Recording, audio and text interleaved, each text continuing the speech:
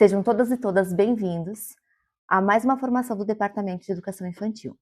Falaremos hoje sobre a concepção de avaliação para a reescrita do projeto político-pedagógico das unidades. Para iniciarmos essa discussão sobre avaliação na perspectiva da pedagogia histórico-crítica, é importante partirmos de uma compreensão fundamental. O que caracteriza o ser humano? Diferente dos demais animais, o ser humano estabelece uma relação consciente e intencional com a realidade. Ele não apenas se adapta ao meio, mas o transforma por meio da sua atividade, uma atividade mediada historicamente. Esta relação com o mundo não é individual e nem espontânea.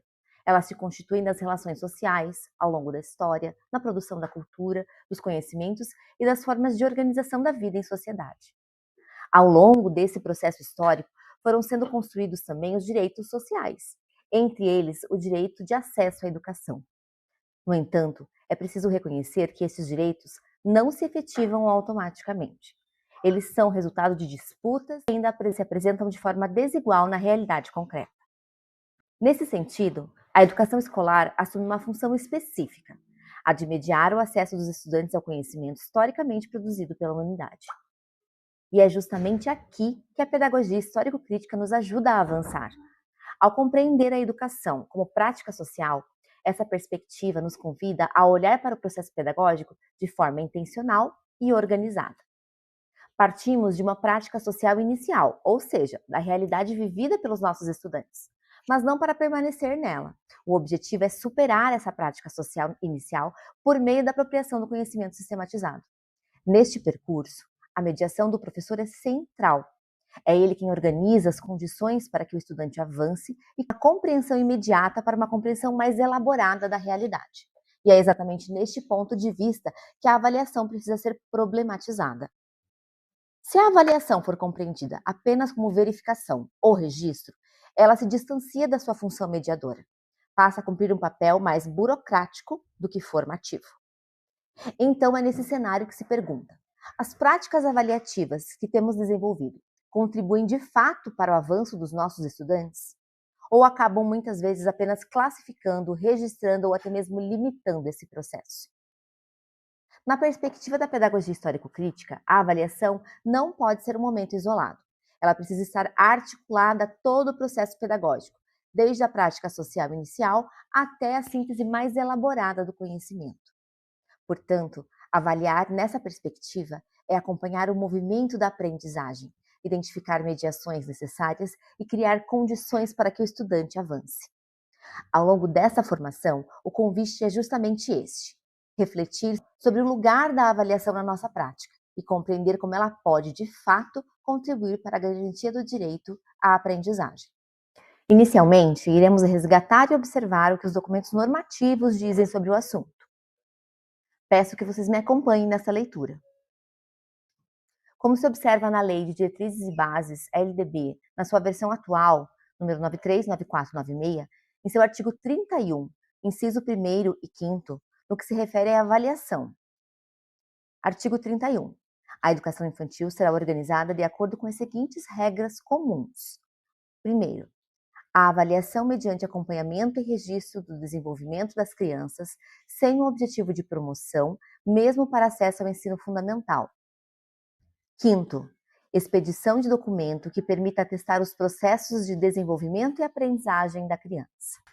Além da LDB, temos também as Diretrizes Curriculares Nacionais, elaboradas no ano de 2009, que trazem orientações importantíssimas no que diz respeito ao ato de avaliar as crianças no contexto deste nível de ensino. Então, ela vai nos trazer ali, em seus incisos, o seguinte: inciso 1º, a observação crítica e criativa das atividades, das brincadeiras e interações das crianças no cotidiano. Segundo, utilização de múltiplos registros realizados por adultos e crianças, relatórios, fotografias, desenhos, álbuns. Terceiro, a continuidade dos processos de aprendizagens por meio da criação de estratégias adequadas aos diferentes momentos de transição vividos pela criança. Quarto, documentação específica que permita às famílias conhecer o trabalho da instituição junto às crianças e os processos de desenvolvimento e aprendizagem na educação infantil. E quinto, a não retenção de crianças na educação infantil. Em 2017, foi homologada a então Base Nacional Comum Curricular, a BNCC, e esse documento também traz orientações quanto à avaliação na educação infantil. Peço que todos acompanhem a leitura. É preciso acompanhar tanto essas práticas quanto as aprendizagens das crianças, realizando a observação da trajetória de cada criança e de todo o grupo, suas conquistas, avanços, possibilidades e aprendizagens. Por meio de diversos registros feitos em diferentes momentos, tanto pelos professores quanto pelas crianças, como relatórios, portfólios, fotografias, desenhos e textos, é possível evidenciar a progressão ocorrida durante o período observado, sem intenção de seleção, promoção ou classificação das crianças em aptas e não aptas, prontas ou não prontas, maduras ou imaturas. Trata-se de reunir elementos para reorganizar tempos, espaços e situações que garantam os direitos de aprendizagem de todas as crianças. Além dos documentos em nível nacional, temos também, da mesma forma, uma legislação municipal que se refere à nossa realidade. Sendo assim, é necessário se atentar para o que dizem os documentos normativos com relação à nossa rede. Do artigo 70 ao artigo 77, a Resolução 1 de 2025 do Conselho Municipal de Educação de Araucária vai trazer vários elementos reforçando as legislações nacionais. Ela diz que a avaliação na educação infantil ela deve ocorrer de forma integral e ser uma característica diagnóstica, processual e de acompanhamento. A proposta pedagógica definirá as estratégias, instrumentos e procedimentos para o acompanhamento permanente e individual das aprendizagens em cada unidade de ensino. Segundo ela, a avaliação da educação infantil dar-se-á pela utilização de múltiplos registros, realizados ao longo do período e em diferentes momentos. Os professores farão registros contínuos, sistematizados, informações sobre o trabalho pedagógico, as aprendizagens e o processo de desenvolvimento de cada bebê e criança. O parecer descritivo é o documento oficial que demonstra o resultado da aprendizagem e desenvolvimento dos bebês e crianças. Ele tem que ser de periodicidade semestral e cabe aos profissionais o preenchimento do parecer descritivo com orientação do professor pedagogo ou da direção escolar. No processo avaliativo dos bebês e crianças, o público-alvo da educação especial será incluído o portfólio. E, havendo transferência a qualquer tempo, os registros avaliativos deverão acompanhar essa criança, inclusive na transição para o ensino fundamental. Pode-se analisar que, historicamente, o processo avaliativo ele vem buscando superar o conceito de uma avaliação com caráter burocrático, classificatório ou de promoção ou retenção da criança. Considera-se que a unidade educacional é um espaço no qual o saber construído historicamente pela humanidade é sistematizado. Portanto, o processo de avaliação também está ligado aos processos estabelecidos para que o ensino e a aprendizagem possam acontecer neste âmbito, que socialmente foi instituído com tal intencionalidade. Segundo a pedagogia histórico-crítica, precisamos considerar que a evolução não é um fim em si mesma, mas, sobretudo, é um meio para que se possa conhecer a criança e refletir sobre o planejamento e as ações que estão sendo desenvolvidas, buscando compreender se as intenções propostas estão sendo efetivadas em sua prática. Sendo assim, a avaliação refere-se à observação do que está sendo proposto, se os objetivos foram atingidos e quais são os próximos passos a serem seguidos caso estejam acontecendo ou não as aprendizagens esperadas, ou seja, avaliar para replanejar. Um elemento essencial que precisa estar presente na memória do professor é a imparcialidade no momento de observar as crianças.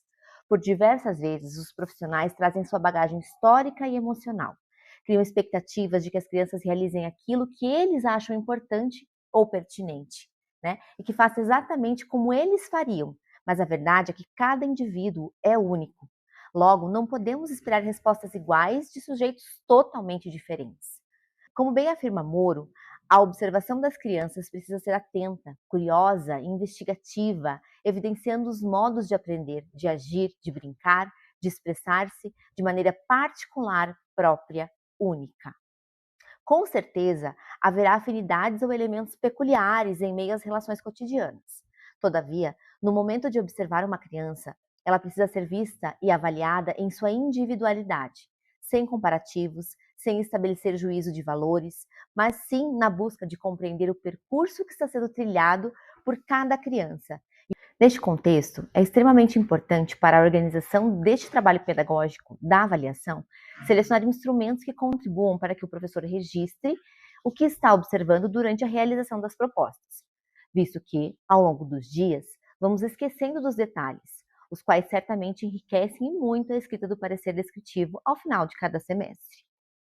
Voltando ao nosso olhar para a observação qualificada, seguimos destacando a importância do que fazer com o que se observou.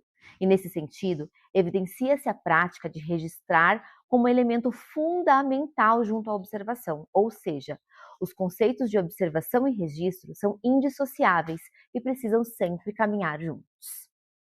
Para contribuir na prática pedagógica, elencamos alguns desses diversos instrumentos, salientando que toda ação pedagógica precisa estar em consonância com a decisão democrática de cada unidade educacional, e que, mediante as reflexões e diálogos estabelecidos coletivamente, escolhem seus múltiplos instrumentos, que, por sua vez, precisam estar descritos na proposta pedagógica de cada CMEI ou escola.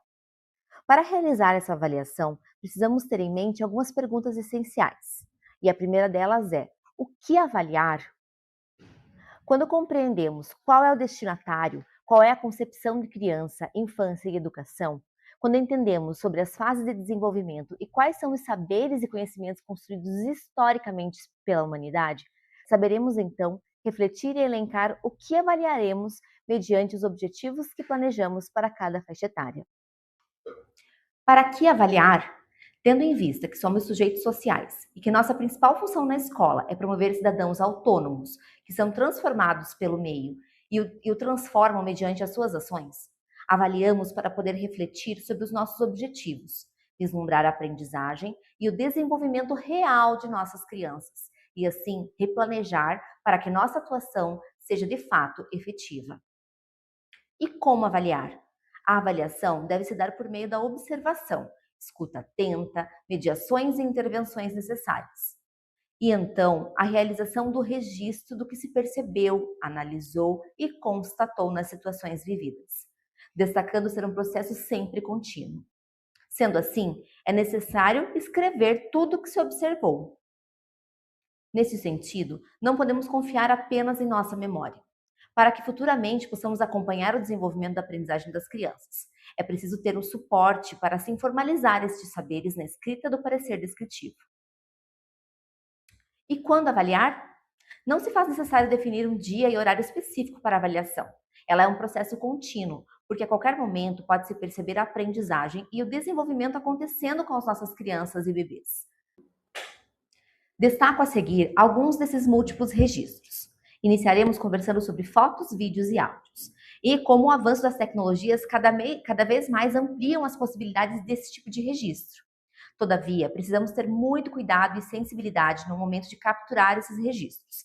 Existe a Lei nº 13.853, que é a Lei LGPD, Lei Geral de Proteção de Dados, e no município também temos a Instrução Normativa 5 de 2026, que visa resguardar as crianças, proteger sua privacidade e, portanto, precisamos ter a autorização dos responsáveis para poder realizar esses registros e não expor erroneamente as nossas crianças.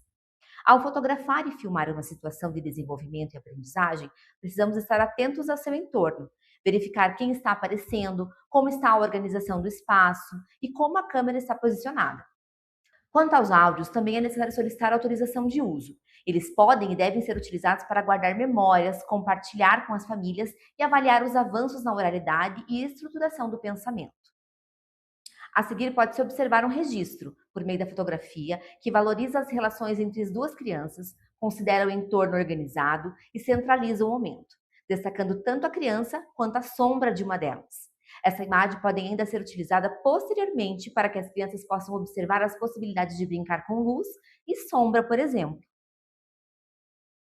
O próximo múltiplo registro abordado será o portfólio. O portfólio é um dos instrumentos amplamente utilizados nas práticas da educação infantil. No município de Araucária, ele é um instrumento obrigatório para as crianças, público-alvo da educação especial. Assim como as fotos e os áudios, os portfólios eles também precisam de autorização de uso de imagem. Portanto, fiquem atentos à lei da LGPD e à Instrução Normativa 5 de 2026. A instrução normativa pode ser encontrada no Telegram, e quem tiver dificuldade de acessar esse documento pode solicitar à Secretaria Municipal de Educação. Então, voltando a conversar sobre o portfólio, ele é um documento que pode conter informações das observações que foram realizadas durante o processo de ensino-aprendizagem.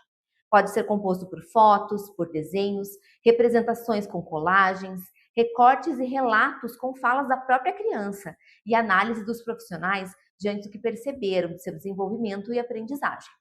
O portfólio pode ser organizado individualmente para cada criança ou por turma, servindo como instrumento avaliativo e de subsídio para a continuidade do trabalho pedagógico nos anos posteriores. As propostas presentes no portfólio precisam estar em consonância com o planejamento desenvolvido pelos professores. Tais propostas, para compor a documentação, precisam ser pensadas individualmente para cada criança e o que foi realmente significativo para ela, para realmente documentar as marcas mais significativas. Os portfólios devem evidenciar o percurso de cada bebê e criança com suas especificidades. Nessa perspectiva, esse instrumento não é composto pelas mesmas atividades para todas as crianças, mas sim com registros pessoais e individuais, considerando cada criança e que ela é única e construtora da sua própria história. Os portfólios das turmas podem sim conter registros gerais, mas também podem conter elementos individuais das crianças, como falas, momentos de aprendizagem, interações, que sejam destacados pelo professor como momentos importantes na rotina pedagógica. Os registros do portfólio precisam ser realizados contemplando, no mínimo, uma proposta por mês, prezando não apenas pela quantidade, mas principalmente pela qualidade das experiências de cada criança. Lembrando que elas podem ser documentadas por meio de registros gráficos, relatos, fotografias, transcrições de diálogos entre as crianças e seus pares. A partir da reflexão entre toda a equipe docente, esse documento precisa ser gradualmente aprimorado em sua intencionalidade pedagógica, cumprindo a função de documentar a trajetória educativa da criança ou do bebê.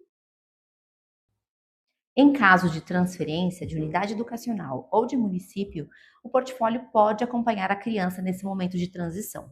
Além disso, caso o portfólio seja feito apenas para as crianças do atendimento educacional especializado, ele deve seguir todas as orientações do Departamento de Educação Especial. As imagens que vocês estão vendo durante a minha fala são de portfólios realizados aqui mesmo no município, né, em diversas unidades que fazem portfólio individual, portfólio para a turma e também portfólio para as crianças da educação especial. Na sequência, conversaremos sobre o diário de bordo, que também é um dos instrumentos mais utilizados para os profissionais que trabalham na educação infantil.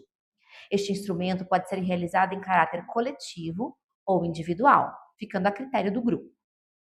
Quando se refere a um instrumento coletivo, ele auxilia o professor a analisar e refletir sobre a prática pedagógica e como o seu grupo de bebês e crianças estão respondendo ao planejamento e às propostas realizadas, favorecendo, portanto, a validação da didática e da metodologia do profissional, para que ele possa se qualificar.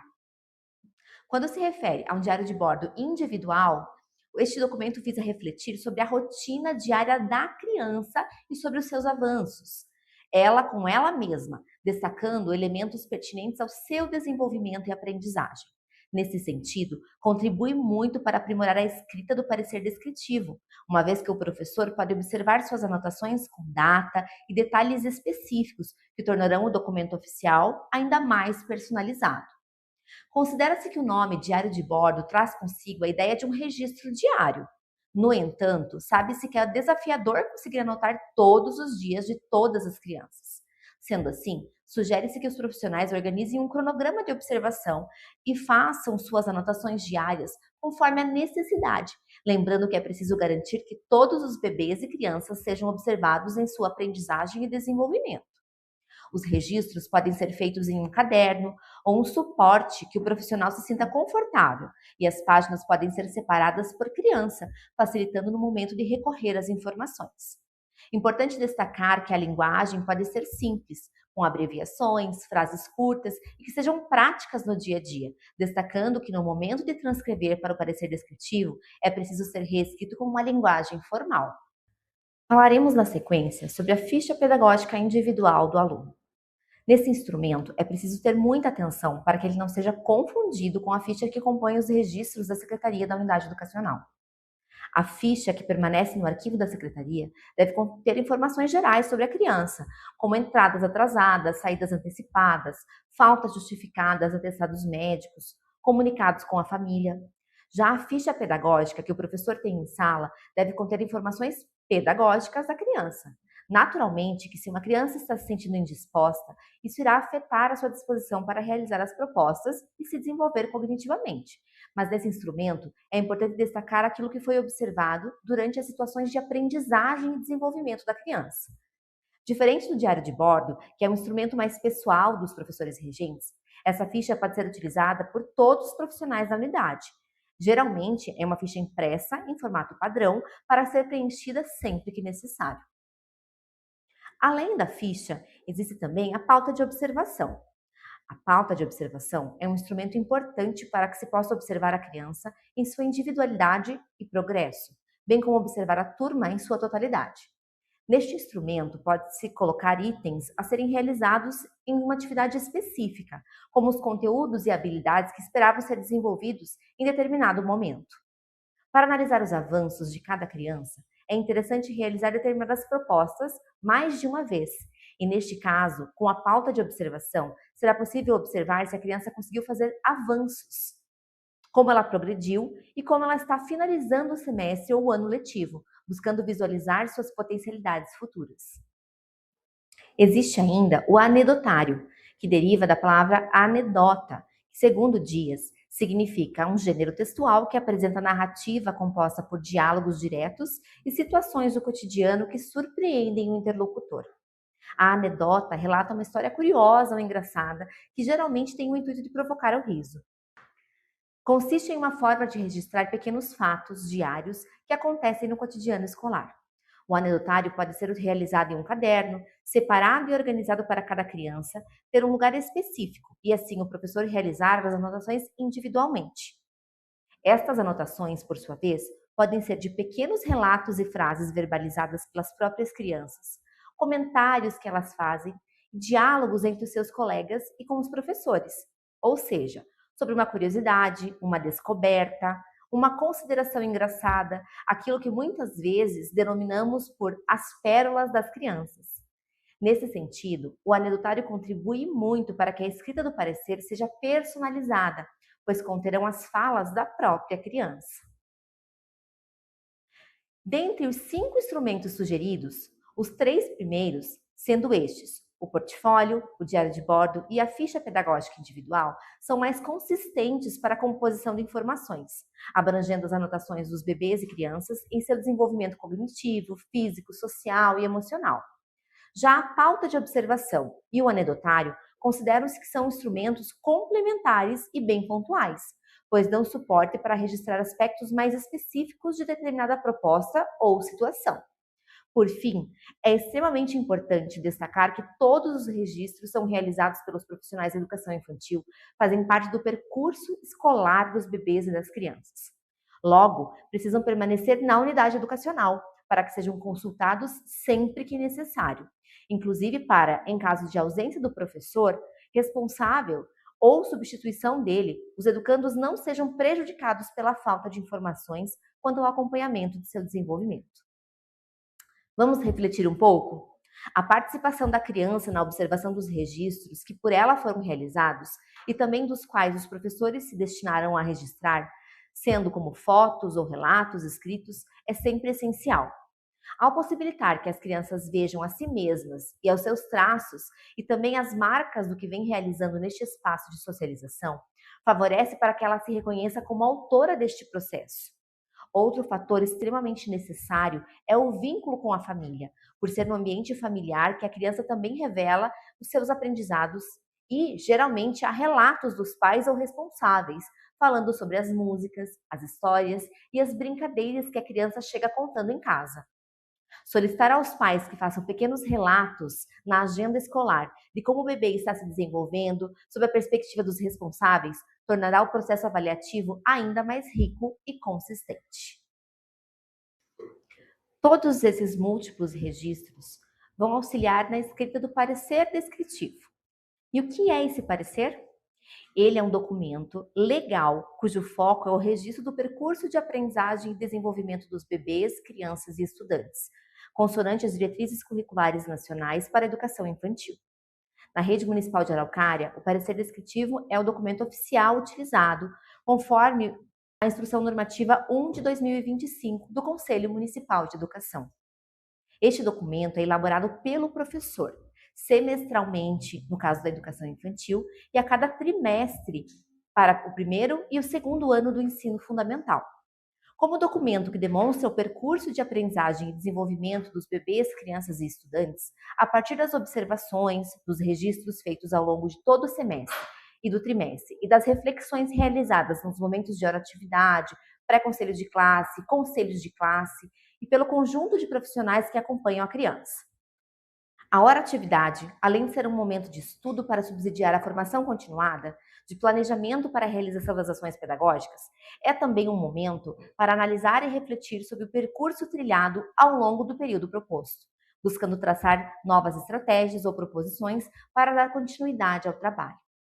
No que se refere ao conselho de classe, este é um órgão colegiado, de natureza consultiva e deliberativa em assuntos didático-pedagógicos, fundamentado na proposta pedagógica e no regimento interno da unidade, com a responsabilidade de analisar as ações educativas, indicando alternativas que busquem garantir a efetivação do processo de desenvolvimento do bebê, da criança ou do estudante.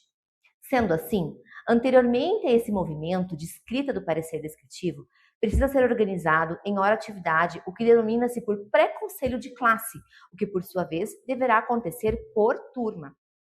Destaca que este é um momento em que os professores trazem as informações sobre o que vem observando e constatando de cada criança e de cada turma como um todo ao longo do período avaliado. Informações essas que posteriormente serão levadas ao Conselho de Classe Geral para que possíveis ações futuras sejam dialogadas e formalizadas perante todo o grupo docente.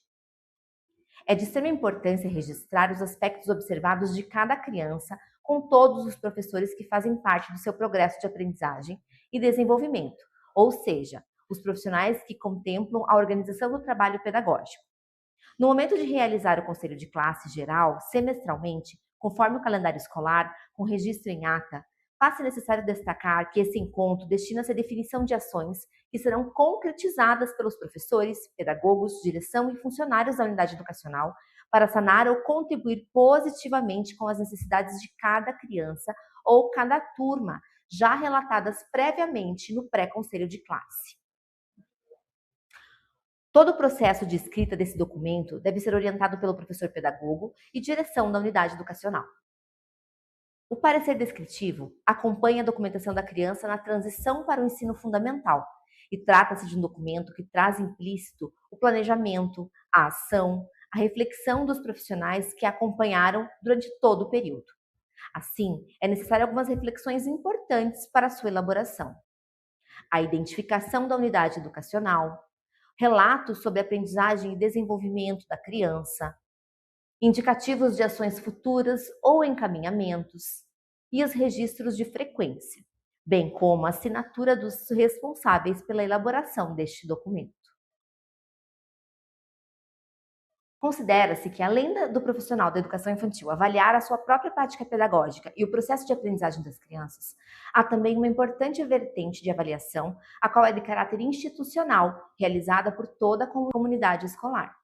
Trata-se da avaliação institucional, estabelecida na Resolução do Conselho Municipal de Educação 1 de 2025, em seu artigo 78, que traz a seguinte redação: a avaliação institucional, denominada autoavaliação institucional, será realizada anualmente, considerando as orientações da mantenedora para a revisão do conjunto de objetivos e metas, mediante a ação dos diversos segmentos da comunidade escolar.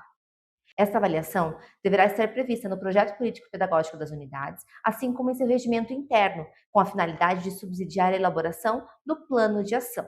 Poderão ser utilizados formulários, relatórios, planilhas e entrevistas para a coleta de dados a partir de indicadores que contemplem, no mínimo, informações relativas à demanda e cobertura de atendimento em vagas na educação infantil, as condições de infraestrutura física das unidades de educação infantil, as condições de realização, cobertura e efetividade dos processos de formação continuada, as práticas pedagógicas e as interações próprias do cuidar e do educar, os processos administrativos e pedagógicos realizados pelas equipes gestoras das unidades, as condições de atendimento no que se refere aos recursos humanos e profissionais, aos recursos financeiros recebidos pelas unidades educacionais e a qualidade da oferta da alimentação escolar.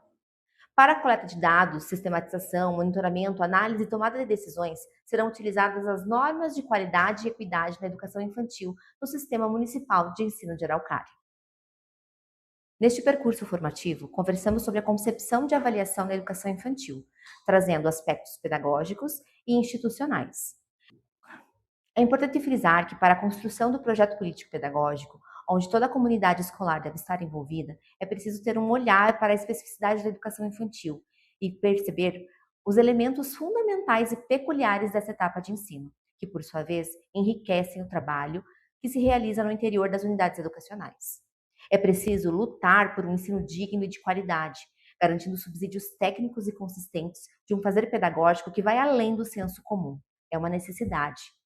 É preciso agir por meio da organização das ações cotidianas cuidadosamente descritas no planejamento do professor, que vem acompanhada de um processo constante de avaliação, tanto dos profissionais quanto das crianças, bebês e estudantes, e de toda a comunidade educativa. É um caminho possível para se alcançar uma educação que contribua na formação de cidadãos críticos e conscientes.